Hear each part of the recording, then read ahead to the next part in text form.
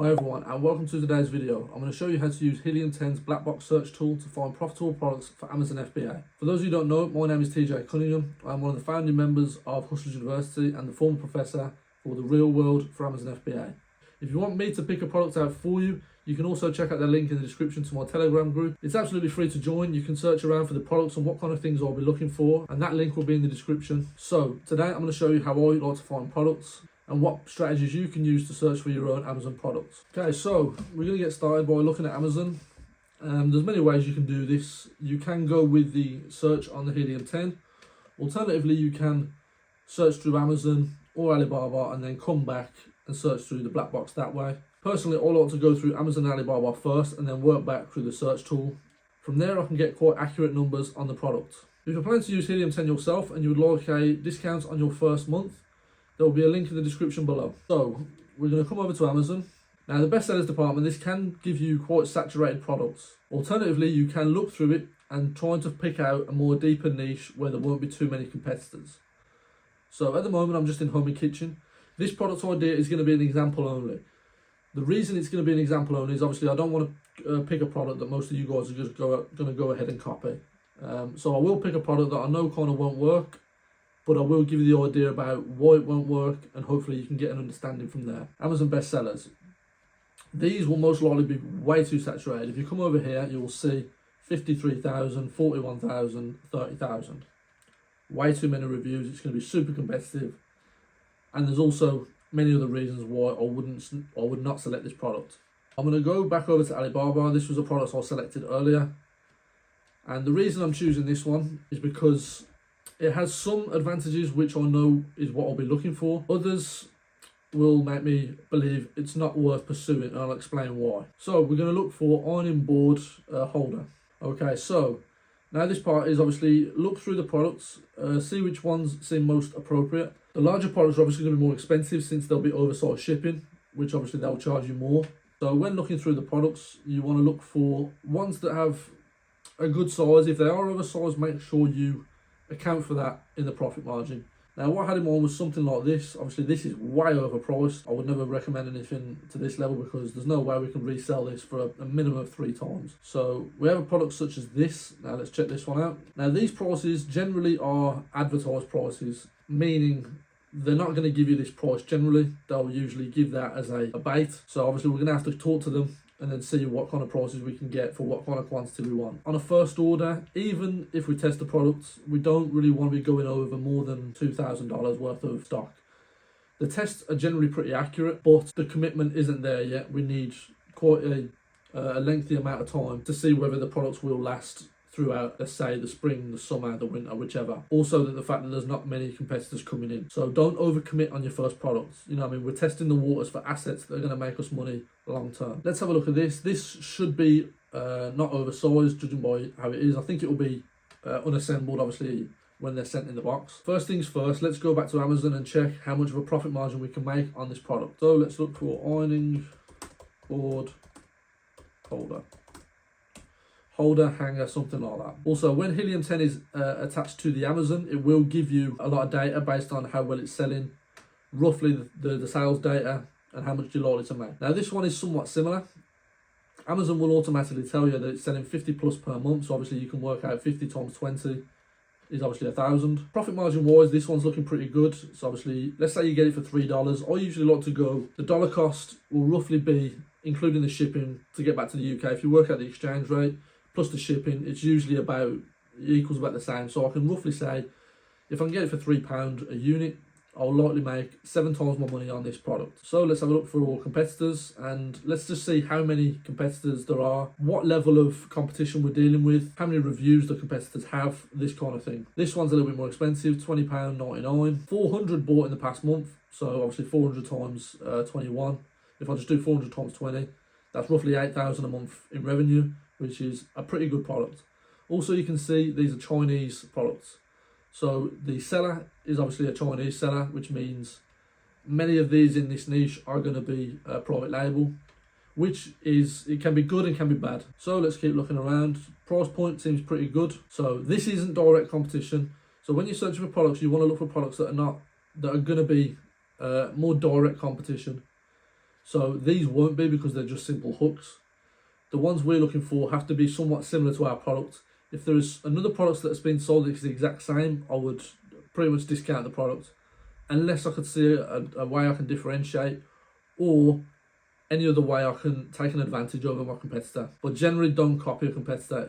Even if you think you can do a better price, it'll just be a race to the bottom and you'll both just lose out realistically. The medium price point looks pretty good. I generally go above 15 at least, depending on the volume, but often I like to go 20 plus, ideally around 30, 40, because I understand business is a game of margins, absolutely, but you need the profit margin, and if I can sell a product for 40 and make 10, it's better for selling than selling a product worth 15 and making 5. Of course, mathematics, work it all out. Price point looks good. Review level looks good as well, 140, 315, 316, and we're still getting good sales. Also, guys, long term, you do not want to have sponsored products long term. If you do, you want to keep the ACOS extremely low, because if your product relies on advertising, it will not last long. Okay, so I can confirm that the products are being sold on Amazon. There's a decent amount of monthly volume. Competition wise, this one is looking like it's the standalone one. It's got the most reviews. It's selling 50 plus per month, although it isn't the best seller. If we go into the best sellers, obviously I'll just go into this product, and if you want to look for the best seller, just come down. It's in ironing boards. Obviously ironing boards is going to be the whole niche, so we'll just check for which products are most like ours in this niche and then judge it from there. Okay, so this, by the looks of it, is the number one bestseller. Let's have a look at the sales data. Obviously this is Helium 10 Incorporated, so 4,000 a month revenue. Now, margins are more important than volume. That is true, but we want to look for a revenue of at least, for the bestseller, I'd want a revenue of at least 3,000 to 4,000, a minimum. Ideally 5,000 plus for the bestseller. So this one is in the orange zone, I would say. It's okay. I would put this on the list, but I would still further look for better products. If we keep coming down, obviously we'll look for this product here. This is one's a very basic one. I wouldn't recommend selling this unless you can get an extremely good price. But the main issue with this product is there's no way to really be very different. It's just a pressed sheet of metal with 2 hooks on it. You can't really stand out too well. Also, you can't really build a brand around quality. So therefore, these types I would avoid. The low price point is generally a good sign to avoid it, unless you want to buy both and then test how well they do. But if we keep coming down to look for a product that's similar to ours, again, this one's sort of similar, so let's just check out the sales. 2,000 per month isn't bad. When looking for products, you want to look where you can compete, because the market is already going to be fulfilled by other competitors, because people are going to judge on what they can see. So therefore, you need to come along and say, okay, what can I do differently from my competitors? How can I out-compete them? So obviously the price point, you have a good margin. If you're buying it for £3 or $3, whichever, you can obviously have a lower margin. And generally when you have that advantage, you can give the customers more value. And obviously people are always looking for the best deal they can get. This one's somewhat similar, same brand. Let's have a look at the sales data. Good revenue. 7,875, which is very good. I'd be happy to be looking at products in this range. And again, price point, £24. That is a solid, 8 times my money. Now we have that answer, I can look at the data from obviously Helium 10. Okay, so now we're at Helium 10, we can look for the keywords. Obviously, I'm just going to type in ironing board holder or any variations of that. So, yep, ironing board holder. Number of sellers, this is obviously mainly based on wholesale. Obviously, we're not doing wholesale, this is private label. Depending on obviously how the deal goes down with the Chinese, I would private label this obviously because it gives you more control of your listing, and obviously all of the reviews you've built up will stay with you, and obviously competitors can't come in and take that. Sales period, I'm not going to worry about that. Title density, again, I'm not going to worry about that. Competitor ratings, personally, I'm not as bothered about competitor ratings as I used to be. I've learned to change a little bit since then, because I think as long as I've got 20, 10, 15, I'll still be able to compete with someone who's got 6,000. But generally when you go up into those numbers, there's a lot more competitors you have to compete with. So it's one of them things where it's not directly affecting you, but if you look at everything around it, yeah, it makes sense not to compete. Okay, so fulfillment, let's go with Amazon because I'd like to see just how many people are at FBA. No exclusion keywords, monthly sales, I don't mind, I just want to know roughly where the numbers are. Okay, so let's have a search on Amazon UK, obviously that's the market I'm on. Okay, search volume 319, somewhat low, but not terrible. Monthly revenue, that's okay.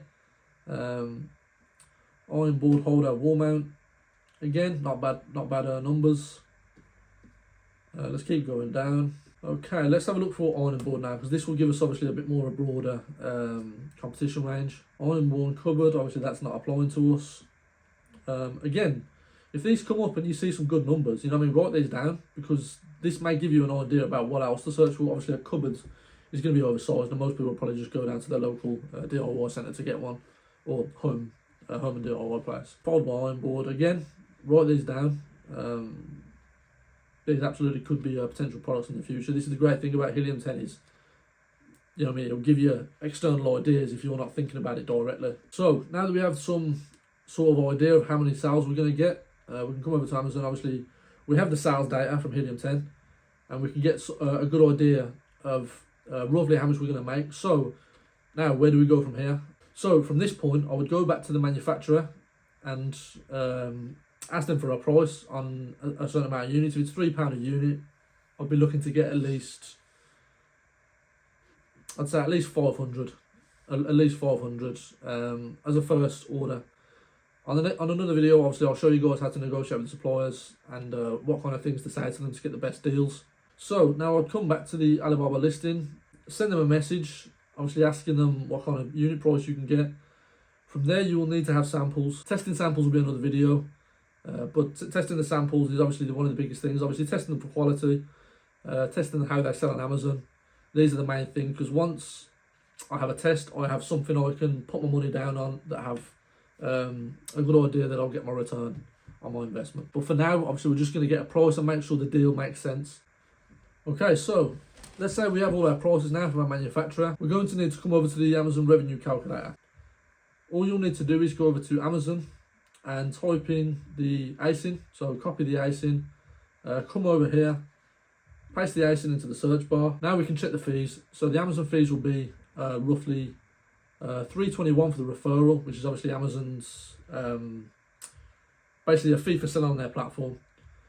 Per item fee, obviously we won't pay that if we're professional sellers. Obviously we'll just pay the flat monthly subscription, so I generally discount this. Storage cost, how much it will cost to store products that size. The fulfillment cost is £3.16, which is actually pretty low. So if we come down, we can obviously type in the cost of goods sold. So let's say we get a £3 per unit fee. We have a profit margin. Obviously these are including the VAT. Generally I don't, but if we did, that would be the VAT. So your net profit would be 34%. Generally the range you want to go with is usually 20 to 40%. Volume, of course, you can make it more on volume, but generally I like to go for margin rather than volume. So now that we know we're going to get a rough profit margin of 34%, now we can say, okay, yes, let's go back to the manufacturer, and yes, we'll test this product because it's ticked every box we need. Since it's ticked every box we need, we're comfortable we can make a gamble on this sample. So obviously the sample cost to get it to here, it'll usually be around $100 to $200 because it's air shipping. Air shipping is expensive. Ideally, you want to get at least 5 samples to test. Obviously, if you want to test different variations, I'd get at least 3. From there, obviously, the sample will obviously give you some indication of whether the product's going to be successful or not. And then from there, obviously, you can negotiate a deal with the supplier. So, thank you for watching my video on how to find products using Helium 10's black box. If you're planning to use Helium 10 yourself and you would like a discount on your first month, there will be a link in the description below.